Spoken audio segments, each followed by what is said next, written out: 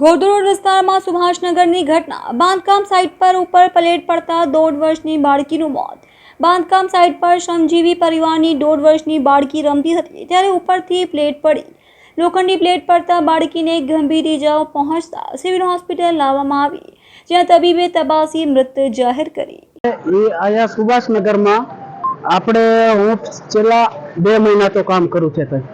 મેં એ સામાન શેઠને શોખી ના પાડ્યો, લોખંડનો સામાન છે હું નહીં ભરું, તો એ લોકોને કીધું તારે ભરવો પડે। એટલે મારી નાની છોકરી હતી, હું ત્યાં ભરાવા ગયો, આ આવ્યો પરવીનભાઈ, હું શોખી ના પાડલી કે મારે સામાન નથી ભરવો એમ, તો છતાં એવું સામાન ભરાયો મને, અને આજે મારી છોકરી મરી ગઈ।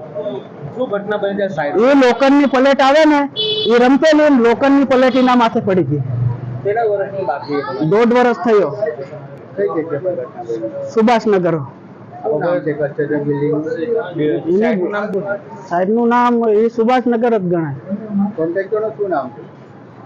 કોન્ટ્રાક્ટર નું કલ્પેશ સાહેબ। માલિક કોણ છે? માલિક ખબર નથી।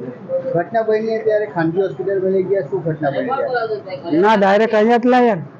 અહીંયા ત્યારે ડોક્ટરે શું કીધું? ડોક્ટરે ના પાડી દીધું, નહીં બચે અમારથી। તમારી કોઈ બીજા સંતાન છે? ના, એક જ છે સાહેબ। આ ઘટના લઈને તમારું શું કેવું છે?